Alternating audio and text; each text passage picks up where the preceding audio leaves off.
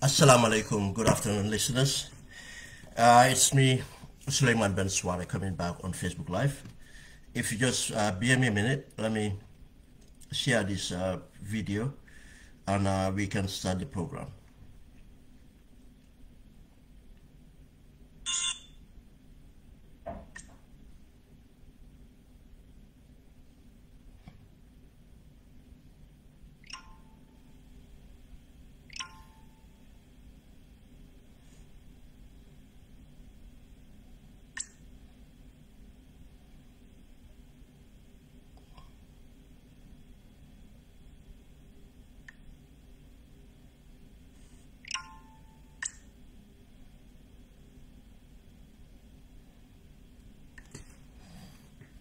Assalamu alaikum. I am back on Facebook Live just for a brief conversation to look at the an insight of the new revelations with the 𝗂𝗵𝗲𝗃 saga. But before I go into details about the 𝗂𝗵𝗃 saga, I just want to make certain things brief. For us to have a better understanding. You see, these incidents happening all over us. We're talking about the ferries, we're talking about the ports, we're talking about everything else. It all comes down to, again, good governance. We are not here selectively going after any individual. But these are the realities on the ground. These are facts, these are things that are happening, and they needed to be exposed.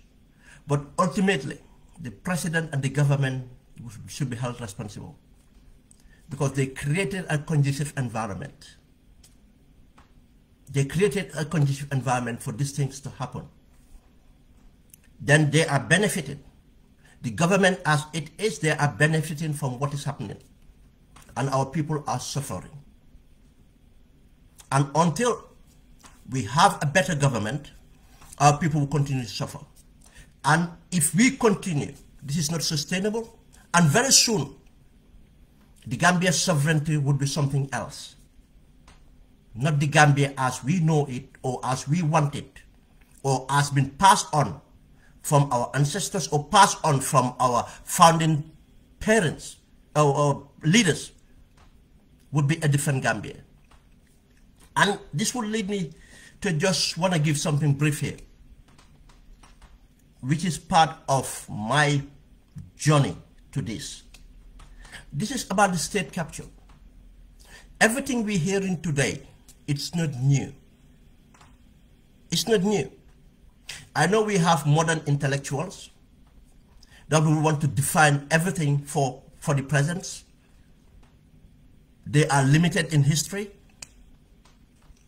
especially the history of Senegambia integration.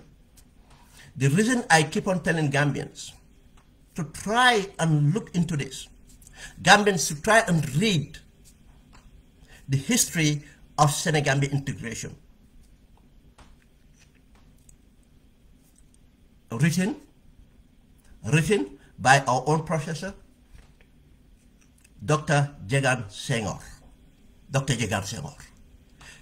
If we were not lucky to know about some of these things, it's written out there to be read. And the way it's been written, the facts are there. Newspaper cuttings, quote of events that had happened, and will give us a better understanding of what is happening now. But if we continue to be distracted, if we continue to be divisive, to be pluralized as a country, people, the state capture will continue. What we live on today is the continuation of the state capture. But we are at ground zero right now. We are deep down there. And the speed that this thing is going, if we are not careful, we shall never be the country we ever thought we are. Because of one, we have lazy people, lazy leadership. What I mean, I'm not talking about the politicians alone, us. We just want to take one narrative and run with it. And yes, we have a lot of bigots among us, and it's across the board. It's not only in one campus, it's everywhere. But they are the minority. If we let them, they continue. And most of the bigotry is about what? It's not about championing a tribe or anything. It's about championing for the state capture to stay, so that they can continue to benefit for things that their potentials cannot give them only. For their greed. Some of them can even, their potentials can even give them a decent living, but they're greedy. They want to live a life that they are not equipped to produce.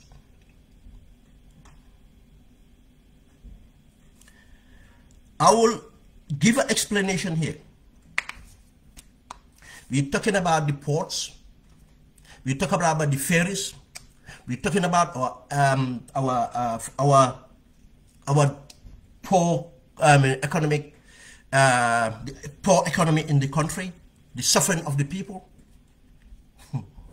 But we fail to talk about one thing: good governance, because we are very selective in talking about good governance. Our good governance is about party politics. Yes, party politics is part of it. But we will be distracted, making it personal, rather than looking at the facts.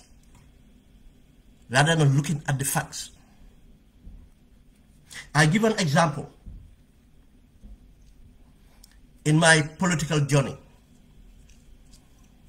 in 1982, one of the defining moments in 1982, we all know 1970, the economic crash, the depression. With all those problems, the PPP government came with measures, and the entire world was affected. Africa was even worse. The Sahel countries were worse off. After this was after 1981 coup. 1982 is kind of recomposing ourselves again from what had transpired in 1981.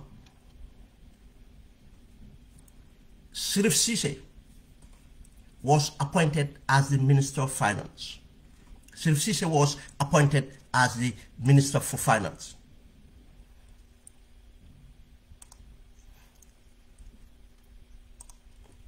Just a minute here.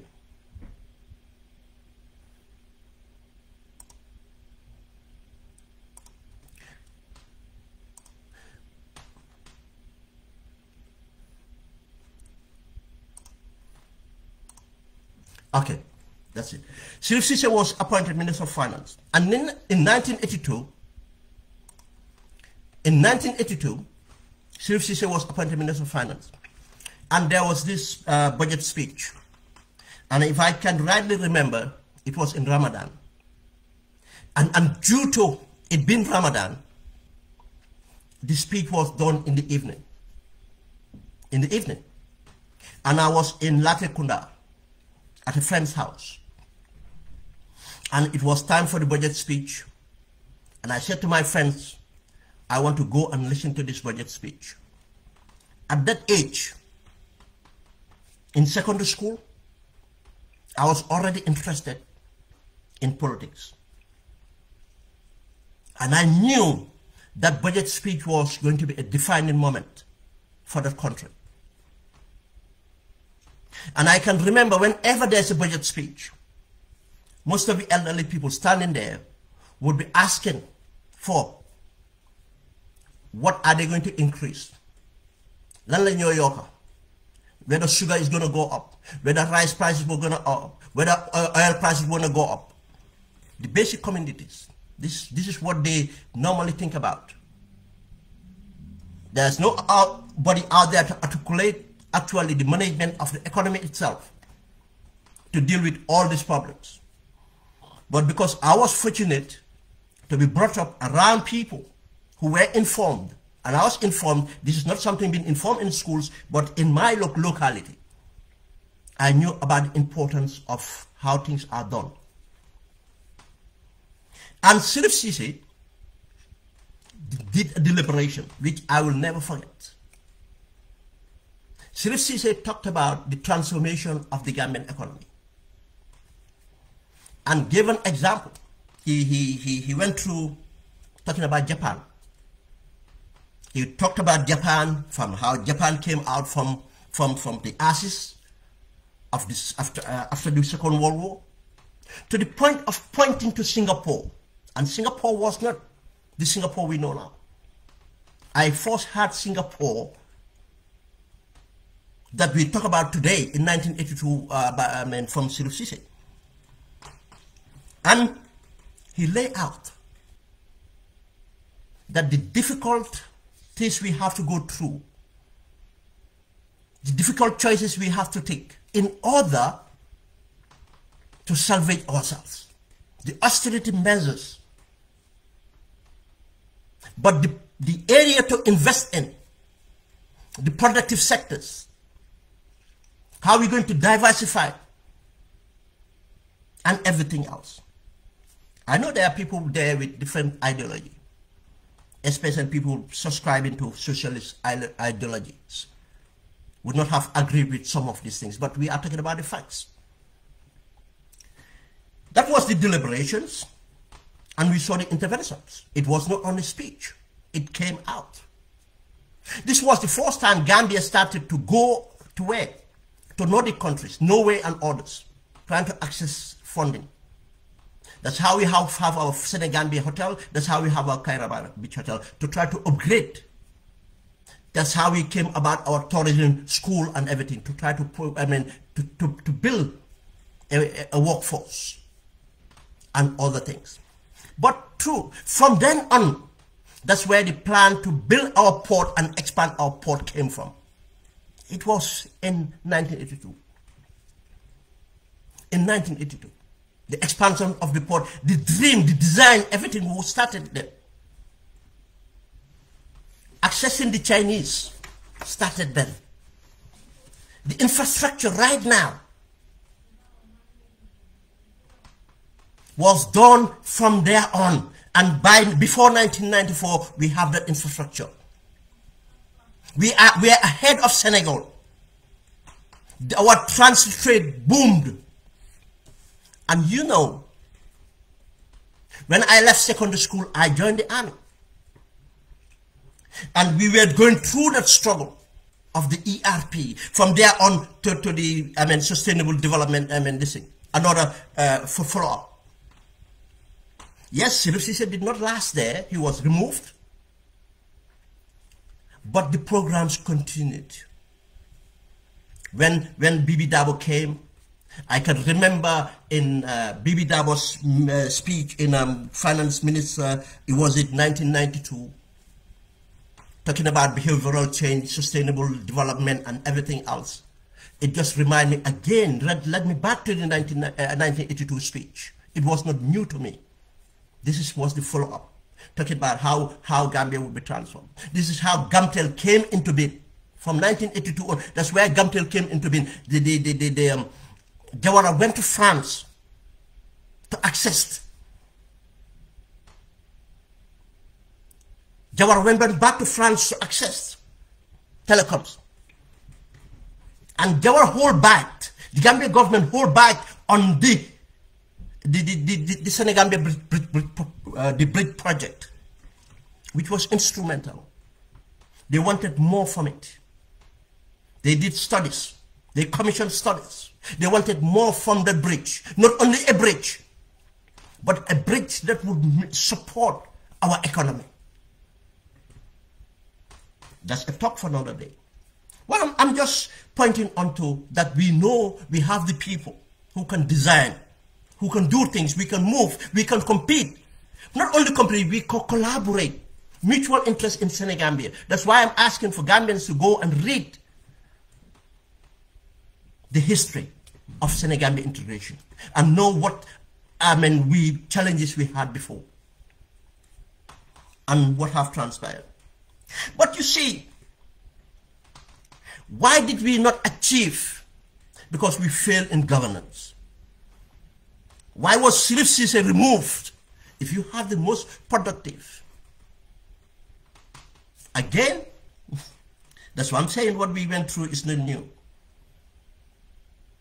We have this tribalism, word about tribalism going up again. Jawara was it. Completely confused. The tribalism issues came about. Fighting each other. But just to, because I don't want to stay long in this, we will talk about this another time. Just to give you an example. This tribalism thing went against the Aku. This tribalism thing went against Mandinkas. This tribalism thing went against Wolof. This tribalism went against Fullers in cabinet, in politics. In cabinet, in politics. But not the realities about the ground. It was all about politics, it's all about positions. But it went on in vain. Go and read the South book. Within tribes, interest groups within tribes. Mandinkas fighting Mandinkas, Wolofs fighting Wolofs. Calling them that they are, 𝒑𝒂𝒏𝒏𝒄𝒏 𝒑𝒕𝒑𝒪𝒃. We had all that. 𝒑𝒂𝒏𝒏𝒄𝒏, we had all that. All be divisive. It's not about, do they have the integrity? Do they have the mindset? Do they have the knowledge? Are they performing? It's never about that. Are they being held accountable? It's never about that. Go and look at the records. As I said, I benefited. I seen the facts because the programs became successful. Yes, redundancies were done, restructurings were done, everything. That's what people have to do in order to rebuild. Gamtel and other things. Everything, was put in place for things to move on. But, and I tell you again, I remember enlisting in the army, receiving $150. I remember enlisting in the army, receiving $150, $155. And after the adjustment, restructuring, and everything else, it moved on to $444. $444. But rice, cement, and everything was at a different price. But you see, Why did something change? Because of within the same PPP. Now the opposition was marginalized. There's no opposition technically was marginalized. And all that been used to marginalize the opposition started from where? From UP. UP. Penya was called a tribalist. And people from his own tribe after turned out against him to be called tribalist. That's why he gave up on Gambia. And it went on. 𝗓𝒡𝒑𝒪 was called a tribalist. And that's how they marginalized the opposition. And after they went after each other now because Jawara was old and they cannot, they want to succeed Jawara. The state capture need to stay on. But I give you an example again. I left the army in 1992. I agitated the PPP. I went to the youth conference to agitate the PPP. I'm not new to agitation. It was 1993, I think, 92 or 1993, Mansa-Konko Youth Conference. You know, we used to have the Youth Week, and during the Youth Week, have a youth conference day before the Youth Week opens. At the Mansa-Konko Youth Conference, people who were there, who can remember, I went, I didn't represent any group. It's a long story how I get to attend the conference. This lawyer Dabo was the chairman of the National Youth Conference. 𝗍𝒑𝒏 was the Minister of Youth and Sports. I went and read the Youth Act. I was prepared. I read the Youth Act. And I stood up and I went after them. And for everything how they were using the youths in order to keep the status quo. How youths were not empowered. Then I talked about the so-called useless, the Ministry of Youth and Sports. Why youth and sports? That's when I said, and today we still have the Minister of Youth and Sports. And I tell you, the next cabinet, likely, unless they hear this and decided to act, they will have the same Minister of Youth and Sports. It's all about football. Youth would always link with football. I agitated. After the Youth Week, the minister himself, 𝗍𝒑𝒏 drove to my house. From when I was deliberating the top table, they were confined. They asked who I was because they never thought something like that would come from the floor. I will try and find that picture. He came to my house and wanted to recruit me to join the PPP youths. To do and to keep the status quo. I refuse. Promises were made. I know promises weren't going to be kept. I know they will be kept. And I have seen people made their feature through that. No, it's not me. To tell you the reason we sit here and the reason we'll keep on sitting here is a duty. It's not personal to anyone. If you find the light, you cannot live in the dark. But I am not doing this for anything else. It's a duty to be done. If Gambia was a business, we'll go and set up another one. But it's not. What I'm trying to say here is, we have to be careful. We have reached that ground zero. We are deep down. And this tribalism, yes, we have tribalists in our politics and in our intellectual class. We have tribalists in them and in all tribes. And these people are our opportunists. It's for positions. It's to keep the status quo. They are businessmen. They are so-called intellectuals. They are politicians. But generally, the Gambian society is not tribalist. But they want to keep, they use this, they have used this. But there's an angle here. We have to be very careful. When we talk about another time, as I said, this is my journey.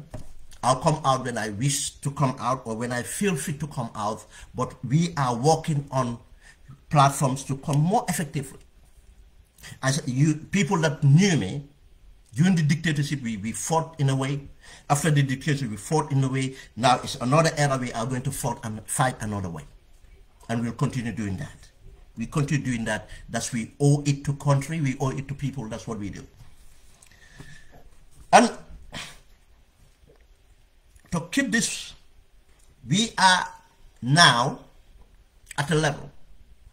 You see, what the failure in the PPP, the competency, and everything else brought us what? The dictatorship, 1994. And the same thing, the divisiveness about tribalism and everything gave us the dictatorship for 22 years. And it is continuing right now. Now it's worse now. It's going to be worse now. Because of geopolitics. I want Gambians to understand what geopolitics is. Just go and look at what happened in the Horn of Africa. Just go and look at what's happening in East Africa. Go and understand what's happened in North Africa. Understand what's happened in West Africa. Understand what happened in South Africa. These are realities. Gambia, we cannot think of ourselves thinking that, no, we are unique, this is the way we, no.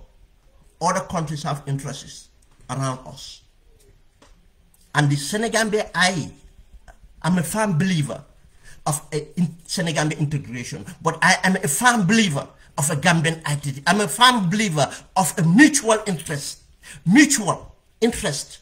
I'm a firm believer of regional integration. But what we're going to have, if we are not equipped, if we don't have good governance, if we don't have the competent people, it's going to be dominance. And we are going to regret it, because our country would not be the country we think. We will be second-class citizens in our own country. Let's move on to the main topic now. As I said, I started to give this because of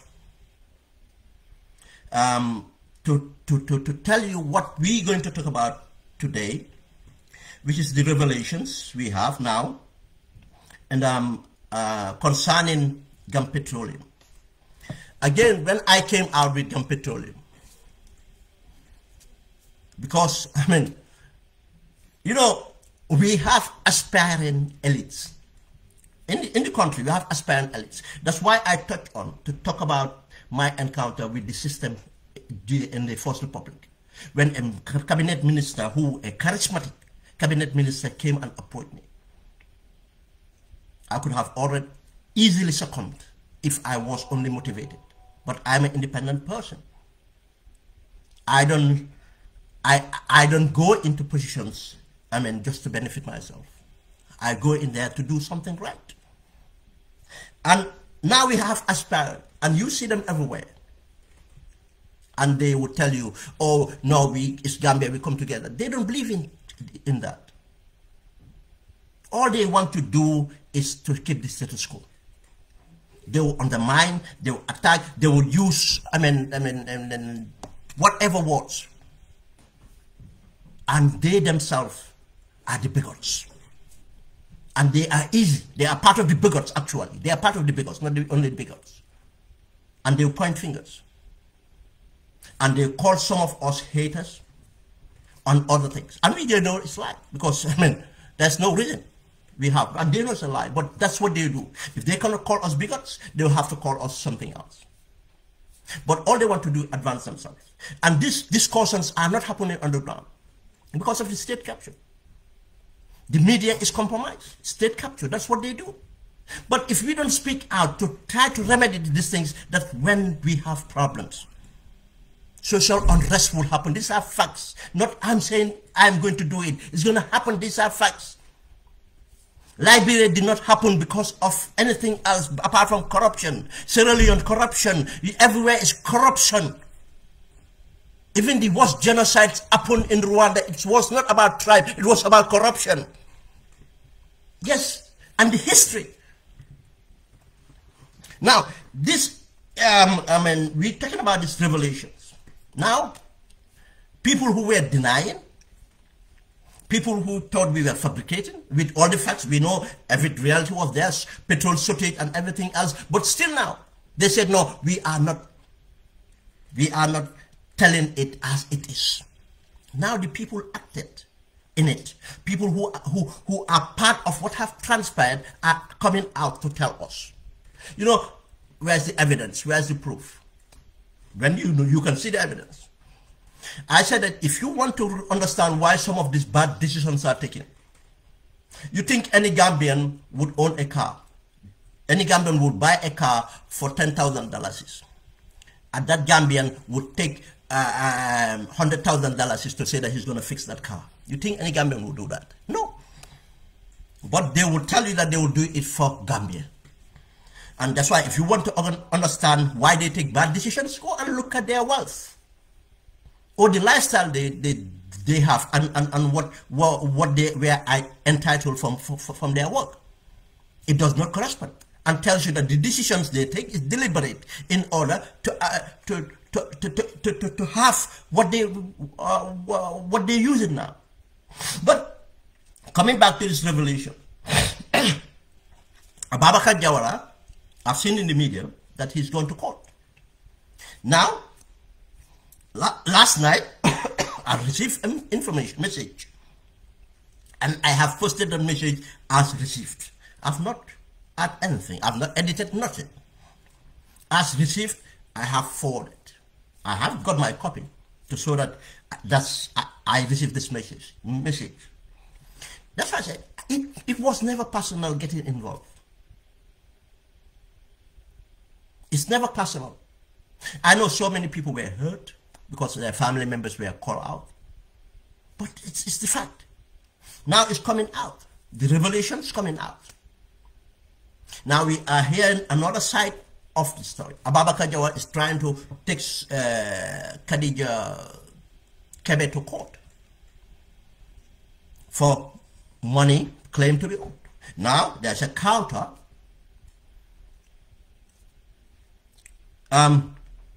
𝒂𝒄𝒄𝒏 have come out with a counter. But that's the reason here why I want to come out and talk about this.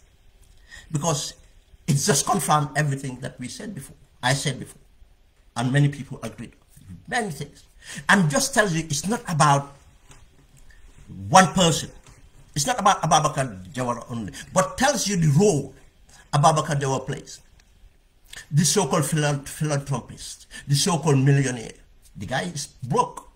The guy is a con artist. The guy is using philanthropy to control and maintain the status quo. These are the same people talking about tribe. That people attack them because of their tribe. No, that's what they want us to do. Or other people to believe. So that they can rob us. And if you want to understand that, oh no, prices are everywhere, yes. But every responsible government does something in order to control the price rise. Not to say that price control. No. What interventions, what mechanisms? But if you don't save money, if you don't have people that understand policies, how to change your policies, to make things better, people to invest into, create environment that citizens would invest. We're talking about the diaspora, remittance to be that much. The government cannot tell you how they can harness this to make Gambian diasporas to invest in agriculture in other areas. How do we make sure Gambian diaspora invest in order for us to own? And Gambians and Gambian diasporas. There's a reason I'm emphasizing the diaspora. To invest in all forms of the productive economy. In order to, these are the things that control the prices, to produce, to sell, to create markets. But no, they would say, oh, it's global. It's not global. It's just poor governance. Now, this is the revelation here. Let me go through the post. the post started worse than a Nigerian con man. It went on, I'm reading, quote, I never wanted to respond to Mr. Ababakar Jawara and his dirty tactics, but he kept poking the bear, and this one has had enough. I continue. For reference, I, 𝒂𝒃𝒃 in brackets, I am not an employee of 𝒂𝒃 Global Trading, never been on their payroll or never receives a salary. On the contrary, I have a consultancy agency agreement with 𝒂𝒃 Global, which clearly stated that 15% of all petroleum profit made are to be paid to me. That's a clarification. Our understanding then was that 𝒂𝒃𝒃 works for 𝒂𝒃. Technically, she's making it clear it was a consultancy. It's not on her payroll. Now we know that better. But we are still right that they have a working relationship. But she came out now making it clear that she worked as a private entity and she gave out service, and that service is paid for by what? Profit share of 15%. Clear. That's what she claims. Bro, I'm live. Now call Smagini. Bro, my live. Now call Smagini. That's what she claimed. Number two, 𝒂𝒃𝒃 again said, I have another mining agreement which state that I owe 5% out of his 40% share in LS Mining Company Sierra Leone. She claimed that her consultancy is not only on oil in the marketing in the Gambia, but she have a separate contract which dealt with mining in Sierra Leone. And in the shares that Ababakar have, 40%, she would have 5% of that contract in Sierra Leone. It continued. 𝒂𝒃𝒃 continued to say, in July, when Mr. Jawara was traveling to Sierra Leone, he needed $100,000 to pay for the mining license and other documents. 𝒂𝒃𝒃 claimed that in July, must be July last year, when Ababakar was going to Sierra Leone to pay for this license for the mining company, and Ababakar needed $100,000. He told me that he only had $50,000 available as he was expecting payment to be sent from China from sand export and needed money. Now, she's claiming that Ababakar approached her to say that he needed $100,000, but he only have half of that, which is $50,000, and he was expecting money from China for the export he did for our sand mining. Now, this tells you that the guy, as we said, he's not a rich man. Look, I'm not going that far again. People that have followed would follow. I said the guy did not own a property. You cannot go and look at the records. What property he owns in 2016. The guy is a hustler. And now this environment created for him to continue hustling on us. But it will continue. This is according to why am I quoting this? Because it's something I said before. Now someone associated to him, Ababakar, is coming to say the same things we said before, giving details. And she promised to produce these documents in court. She promised to produce them in court. It continued. 𝒂𝒃𝒃 continued, quote, I agreed to loan him $50,000 and I purchased 4 economic air tickets, $102,850, and paid for COVID test $12,500 for Mr. Jawara and his 3 business partners, Mr. Zungung Kwang, Mr. Jihad Abdullah Rahman, and Mr. Diko Mohammed. That's what she said. She said that she agreed to lend Mr. Jawara $50,000, and she purchased, probably from the same money, air tickets, economic class air tickets, 102,850. Interesting that Ababakar traveled on economic class. Tells you a lot. Tells you a lot. Now, for Mr. Jawara and his 3 business partners, and those people were named as I just named earlier. Number 3, the third point, according to Khadija, in the same month of July, he was not liquid. In July, that's 2021. Liquid. I loaned him $421,000, which he used to purchase ships, most of which he gave to Mr. Sheikh Omar Jigo, GNPC board chairman. Money is yet to be refunded to me by Mr. Jawara. This is interesting. This is interesting.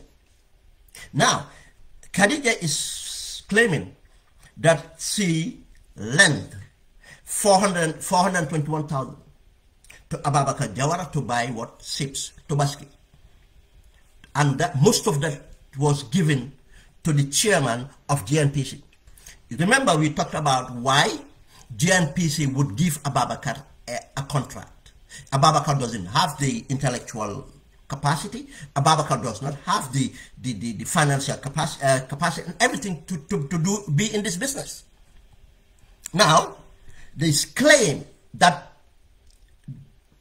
technically a bribe is been given to the chairman of GNPC, and if you know the chairman of GNPC, the relationship bureau tells you why these things, they want to bury this case. Now, Ababakar is taking this case to the courts. I'll come to even the damage done by this case by GNPC. Fourth, according to point 4, according to Khadija again, it had come to my attention that Gach Global Trading, under the instruction of Mr. Ababakar Jawara, used falsified documents to obtain government contracts. Another claim, allegations, that Ababakar, with his company, they presented false documents, forgery, to obtain government contracts. And now, I am expecting our media houses, I'm not expecting it. I don't think it's going to happen. But this thing is public knowledge now. Are they going to investigate? I'm expecting civil society to go out there and ask for transparency about his government contracts. I expect the opposition. I expect parliament to call for, but it's not going to happen. What are they telling us? No, we are divided people. What are they telling? We are we are a country of tribalists. What they're telling us? What? You see, this is the distractions. All those things, we have them people who are tribalists among us. And most of these people, tribalists among us, are people who are doing what? Trying to get a slice of the cake. But does not mean that as people, we are tribalists. We have people who are tribalists, who are minority among us, but the laziness in us, we just want to accept a narrative. And this narrative has been going on, and it wrecked the careers of semen politicians, our past politicians. Why don't we hear about Penjai? Why don't we hear about Sirif Diba? Why don't we hear about Sirif Sise? Why don't we hear about other brilliant politicians? No. Or technocrats. Let's continue. Now, allegation that is using false documents, to obtain contract. I read quote again. Khadija, I have all the proof which I will present in court. Same falsified documents were used to win the GNPC contract. Now, again, Pura, again, all those oversight agencies should do something about this. We should not wait for the courts. Go and verify. Go and verify. Let Ababakar come out. Let Ababakar come out. That's why Ababakar bought the news agencies in the Gambia. That's why he bribed the police. That's why he bribed authorities. That's why he invests in politics. It's not for the common good. It's not for the greater good. It's not for the interest of the Gambian people. It's to keep the status quo. And they go out there to pollute us with tribal nonsense. It continued. She said, I believe this is a criminal offense. The business plan he used to obtain his petroleum license from Pura was also falsified. This is the consultant telling us. This is the consultant telling us. Now, Gambia, make up your mind. We are not going to sit back and let one narrative be the narrative. History will judge us. History will judge us. It would be very easy, cheap, for these criminals continue from the time of independence, brought us the dictatorship, kept us in the dictatorship, and now want to completely wreck that country. Now it's going to be complete. Now we are deep down ground zero. We talk about these port projects and everything else when the time arrives. We are not in a rush. But this is just a continuation of what is happening here. She continued, point 5. Get Global, under the authority of Mr. Jawara, on the bid for GNPC tender, gave a discount of $65. This was a tactic to win the contract by Mr. Jawara and to find out price of the fellow competitors. I made this claim here when I talked about this contract. I made the claims that this is the way they do it. Now, you think your NAWEC is going to be fixed? You think your NAWEC is going to be fixed? We keep on complaining, NAWEC. It's the top. Barrow himself and all these actors, petroleum, marketing, spare parts, everything else. Gamtel, NAWEC, everything is bankrupt, and Ports Authority is going to be bankrupt too. The same people. The same people. You think NAWEC is going to be fixed on that Barrow? No. You know what's going to happen? Senelec, they call it, is going to supply us electric in the Gambia soon. They already started North Bank. They are going to Basse, and next moment will be Greater Banjul area. Your entire electric supply would end up coming from Senegal. Take this from me. Take this from me. I'll say it again. Soon, NAWEC would completely be bankrupt. It's bankrupt already. Would completely cease to operate. And we will have electricity supplied from Senelec. Or NAWEC will be bought by Senelec or entity of another entity that part of the state capture. They'll be bought. It's not sustainable. And this kind of corruption. Now, it's telling us that this has happened. But that's why I said, the reason I'm repeating this, I said it before. I had the information. And they said, where's the proof? Now a consultant, part of the business, is telling us that he underbid deliberately in order to find out the bidders. The guy should not even bid. Doesn't have the expertise, doesn't have anything. We have enough companies that have competency to do this. Guess what he did after?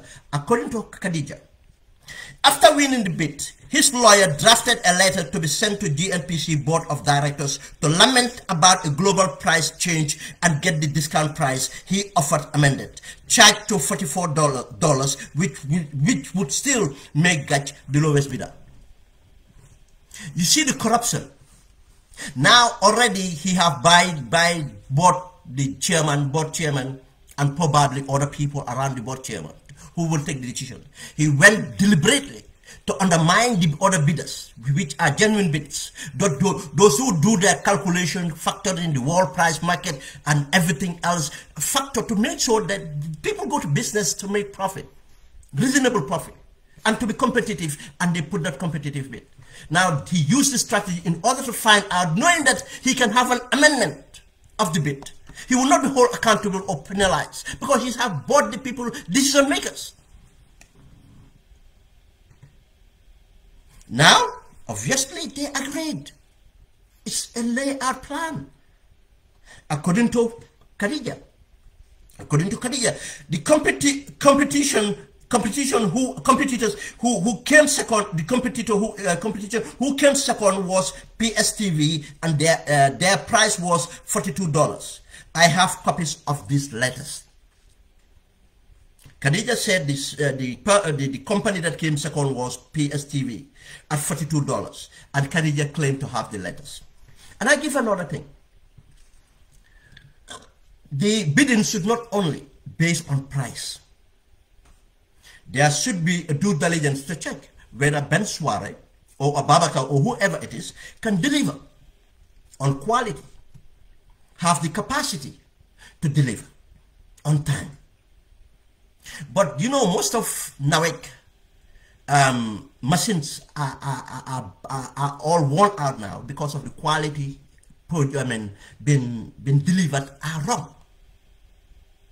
It's the wrong quality. What they bid for is not what they deliver.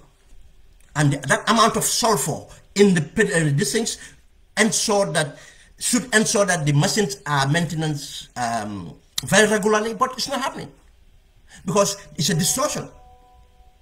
These are criminal acts. These are criminal acts. Who's going to charge him? Not the police. Who's going to charge him? Not the government. Because he bought them. He's a political, he's sponsoring the political party. Now people can understand what we're telling them. Or not. But these are the facts. Now, it continued. He said, point 6. The reason why 𝒂𝒄𝒄 Global could never return the fuel taken to GAM Petroleum Depot or import their own fuel is because 𝒂𝒄𝒄 Global could not issue a LC to any of their potential suppliers. We said that here before. The guy is broke. The guy doesn't have money. The guy is not rich. LC is a bank guarantee. No bank trusts him to give him an LC of that amount. He doesn't have the money. But we have reputable companies in the Gambia that have proven track records, that have been there, some probably from the First Republic, some after the First Republic. Some, they have what it takes. Why give the contract to Ababakar if he's not favored?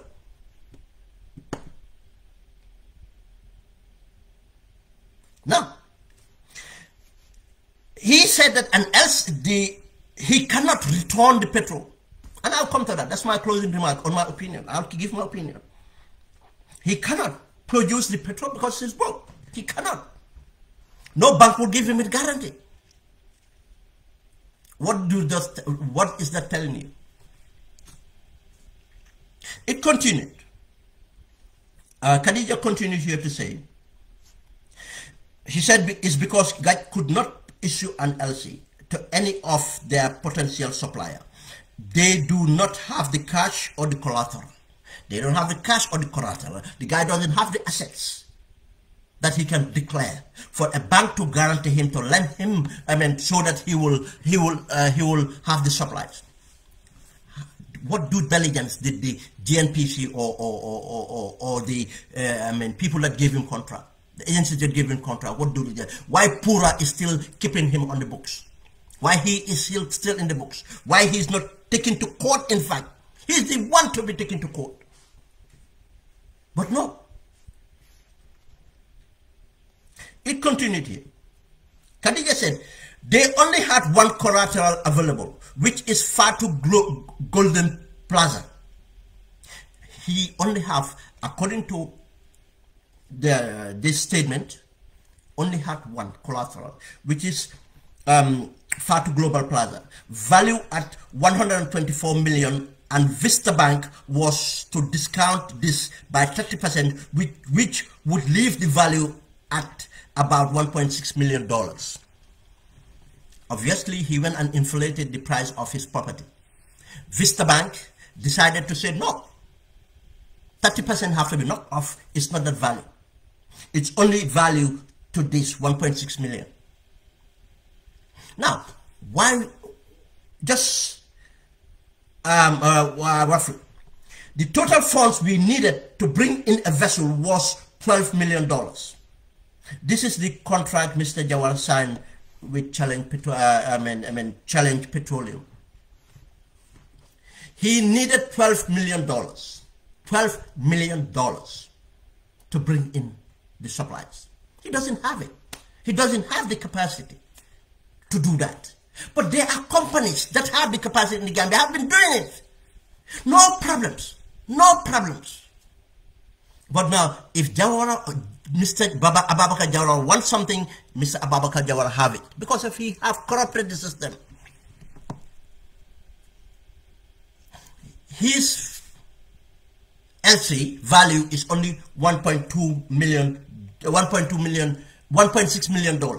But for what he have signed for, it's $12 million. No bank would guarantee that. No bank would guarantee that. That's what we knew before. Now the consultant hired to work for him turning around to say that this is the fact. This is the fact that we were right. Now the consultant says he's got documents. Let this go to court. People who were asking for facts, who were asking for evidence, let's go. We said the evidence will come out. She continued. That's Khadija. I have a printout of Gach Global Trading available balance during the month of August, October, which clearly shows unavailable funds. She's saying that. She's saying that she has the printout of the statements of August and October. And that statement clearly says that they don't have funds. And now this is the man running around to say that he's a millionaire, building police stations and this. No, that's the proceeds of the loot in order to loot more. From our sand mining, as I said, when he came, he had nothing. We gave him the sand mining, Barrow gave him the sand mining. Now they're distributing and moving on. Now he's bidding for fertilizer. We know that he's bidding for, now he's a contractor. He's getting contracts, everything. But you see, and they will say that, saying that, he's a Gambian businessman. Look, we support Gambian businesses. There are genuine Gambian businesses who are disadvantaged right now because of these political actors. These mafias took over genuine Gambian businesses. Young Gambian who want to do well, who have invested, because they are not part of this corruption, or they cannot afford even to be at this level of corruption. They are ruled out. And Gambians will tell you, no, because these people are Gambians, we should support them for what? To rob us? I care less whether it's a family member that slapped me or someone else. Nobody should slap you. And it's worse if it is family member. Remember that. Gambians are quick to say Lebanese or this. But, I mean, look at this. Just look at this. And no, they will not want you to talk about this. They want you to believe in the tribalism. They want you to believe in something else. This is our problem, it's the state capture. They would not want you to talk about this.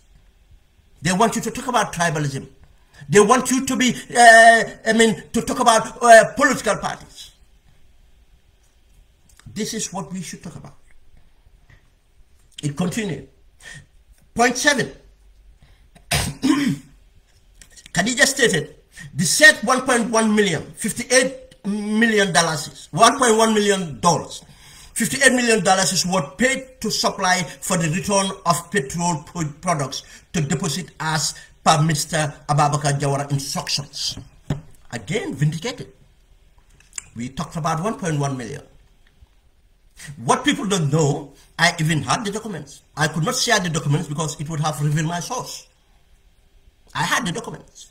I did not want to release it because it was going to compromise my source. But what is saying that she admitting, yes, that 1.1 million did happen. But that transfer was under instruction by Ababakar Jawara to return the fuel. Vindicated again.